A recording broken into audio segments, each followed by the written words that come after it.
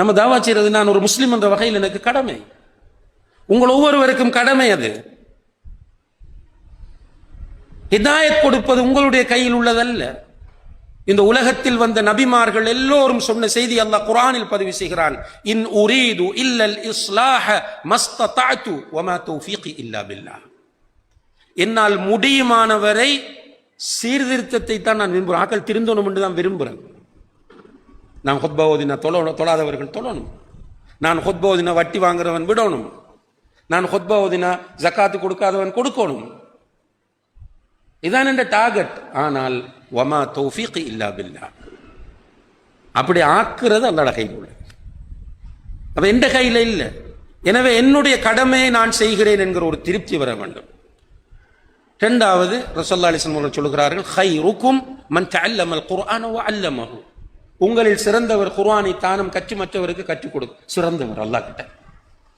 இன்னல்லாஹ வ மலாயிகத்தஹு யுஸல்லூன அலா முஅல்லிமின் நாஸில் கைர். மக்களுக்கு நல்லதை சொல்லிக் கொடுக்கிறாரே அவர் மீது அல்லாஹ் ஸலவாத்து சொல்கிறான், மலக்குகள் ஸலவாத் சொல்கிறார்கள். இது தெரிஞ்சா இருக்க மாட்டோம். இது இந்த ஹதீஸ சரியான உயிரோட்டத்தோடு ரசூலுல்லாவை நேசிக்கிற ஒரு மனிதன், மறுமையை விசுவாசிக்க கூடிய ஒரு முஸ்லிம் இந்த ஹதீஸின் அர்த்தத்தை சரியாக புரிந்து கொண்டால் தஅவா செய்வதை அவனுடைய வாழ்க்கையில் எந்த ஒரு கட்டத்திலும் விட மாட்டான். ரசூல் ஸல்லல்லாஹு அலைஹி வஸல்லம் அவர்கள் சொல்கிறார்கள், நீ ஒரு மனிதனுக்கு ஒரு நல்லதை சொல்லிக் கொடுத்தால் உன் மீது அல்லாஹ் ஸலவாத்து சொல்கிறான், உன் மீது மலக்குகள் ஸலவாத்து சொல்கிறார்கள். அல்லாஹு அக்பர். நமக்கு என்னடா கிரவுட் வேணும், பாராட்டு வேணும். உங்களை எல்லாரையும் திருப்திப்படுத்தினால் எந்த ஸ்டைலில் தான் நாம் பேசலாம். இஸ்மாயில் செலவு அவர் ஸ்டைலாம் பேசலாம், நியாசிராஜ் அவர் ஸ்டைலாம் பேசலாம்.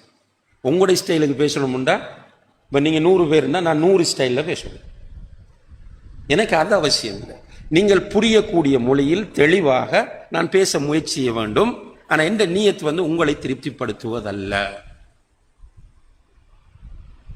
அப்ப தஅவாவில் ஈடுபடக்கூடியவர்கள் சோர்வடைவதற்கு காரணங்களில் மிக முக்கியமான ஒன்று இர்தாஉன் நாஸ், மனிதர்களை திருப்திப்பட நினைப்பது. அறிஞர்கள் சொல்லுவார்கள், இர்தாஉன் நாஸ் காயத்துன் லா துத்ரக். மனிதர்களை திருப்திப்படுத்துவது என்பது சாத்தியமே இல்லை என்றார். நமக்கு பெற்ற தாய்க்கு உலகத்தில் ஒரு மனிதன் கூடுதல் அன்புண்டா தாயோட தான். ரசூலுல்லாஹ் சொல்றாங்க 3 தடவை. அல்லாஹ் குர்ஆன்ல அல்லாஹ்க்கு அடுத்ததாக நன்றிக்குரியவர்கள் பெற்றோர் என்றான். அந்த பெற்றோர்ல முதல் நிலையில தாயை சொல்றான். இந்த தாயால் தான் பெற்ற பிள்ளைகளை திருப்திப்படுத்த முடியவில்லை. ஒரு பெண்ணால் தன்னுடைய கணவனை திருப்திப்படுத்த முடியவில்லை. ஒரு கணவனால் தன்னுடைய மனைவியை திருப்திப்படுத்த முடியவில்லை. தன்னுடைய பிள்ளைகளால் தன்னுடைய பெற்றோரை திருப்திப்படுத்த முடியவில்லை. கொஞ்ச நேரத்துக்கு தான் எல்லாம். மனிதர்கள் ஃபுல்லா திருப்தி அடைய மாட்டார்கள். அது மனித இயல்பது. மாஷா அல்லாஹ் இன்றைக்கு நல்லா சமைச்சிங்கன்னு நாளைக்கு என்ன சொல்லுவான், போர் அடிக்குதுன்னு. அதே ஸ்டைலில் தான் சூப்பர் ரெஸ்டாரண்ட் சொல்லுவான் பிள்ளைகள். அப்போ அந்த ரெஸ்டாரண்ட்டுக்கு போக மாட்டேயில் அவள் பண்ணுவாங்க. திருப்தி என்பது நம்மகிட்ட இல்லை. அப்படி அல்லாஹ் படைக்கலை நம்மளை. கொஞ்சம் நாளைக்கு தான். அப்போ நமக்கு யாருடைய திருப்தி தேவைன்னா அல்லாஹ்வுடைய திருப்தி. இப்போ அல்லாஹ்வுடைய திருப்தியை நாடி தாவா செய்தால் இன்ஷா அல்லாஹ் தாவாவில் சோர்வு வராது. அடுத்த தாவாவை சொல்லக்குள்ளே இல்லாம அல்லாஹ் சொல்ற வசனங்களை கவனிங்க. உதுஉ இலா சபீலி ரப்பிக், உன்னுடைய ரப்பின் வழியின் பக்கம் அழைப்பீராக. குல் ஹாதிஹி சபீலி அதுஉ இலல்லாஹி அலா பஸீரா, அல்லாஹ்வின் பக்கம் நான் அழைக்கிறேன். தாவான்றது அல்லாஹ்ட பக்கம் அழைக்கிறேன். நம்மட ஜமாத்துக்கு இல்லை. தௌஹீத் ஜமாத் இஸ்லாமி, தப்லீக், சூஃபி இல்லை. கால அல்லாஹ் கால ரசூலுல்லாஹ். எனக்கு சந்தோஷம் வரணும். குர்ஆன் தௌஹீதில் ஆக்கல் கூடன்றது சந்தோஷம் இல்லை. தௌஹீதுக்குள் இருப்பவர்கள் அல்லாஹ்வை சரியாக புரிந்திருந்தால் தான் எனக்கு சந்தோஷம் வர வேண்டும். நம்ம என்னென்றால் இன்றைக்கு சில நேரங்களில் மக்கள் சில விஷயங்களை பிள்ளையா புரிஞ்சிருப்பாங்க. முதல்ல அப்படித்தான் இருந்துச்சு. இப்போ ஷாஃபி மதஹப் என்று சொல்லி பிள்ளையா புரிஞ்ச மக்கள்கிட்ட போய் நம்ம அது பிள்ளைன்னு சொன்னோன்னா அவங்க கோவிக்கிறாங்க. அதுக்காக நம்ம சொல்லாம விடலாமா? அதே போல இப்போ தௌஹீத் என்று புரிஞ்சிருக்கிற மக்கள் தௌஹீத் மக்கள்கிட்ட இருக்கிற தவறுகளை நம்ம சுட்டி காட்டக்குள்ள அவங்க கோவிக்கிறாங்க. இதுக்காக நான் தாவா விட்டு சோர்வடைஞ்சு போகலாது.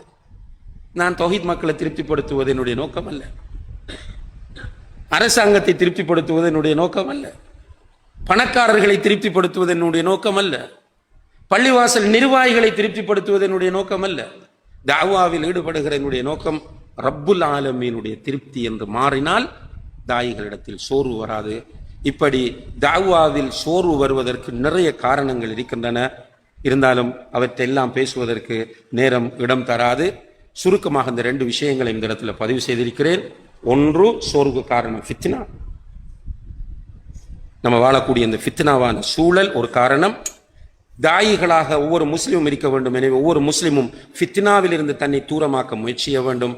2வது, தாவாவில் நாம் டார்கெட் பண்ண வேண்டியது அல்லாஹுடைய திருப்தி, அடியார்களுடைய திருப்தி அல்ல என்பதை நாம் புரிந்து கொள்ள வேண்டும். எல்லாம் வல்ல அல்லாஹு தஆலா எனக்கும் உங்களுக்கும் அவனுடைய மார்க்கத்தை சரியாக புரிந்து அந்த மார்க்கத்தில் உறுதியாக இருப்பதற்கு தௌஃபீக் செய்ய வேண்டும். அதே போல இந்த மார்க்கத்தை மௌத்து வரைக்கும் ஏனையோருக்கும் எத்தி வைக்கக்கூடிய கூட்டத்தில் அல்லாஹு தஆலா நம் அனைவரையும் சேர்த்தருள வேண்டும் என்று பிரார்த்தித்து இந்த வாய்ப்பை தந்த பள்ளிவாசல் நிர்வாகத்திற்கு நன்றி கூறி விடைபெறுகிறேன். வ ஆஹிரு தஅவானா அல்ஹம்துலில்லாஹி ரப்பில் ஆலமீன். வஸ்ஸலாமு அலைக்கும் வரஹ்மத்துல்லாஹி வபரகாத்துஹு.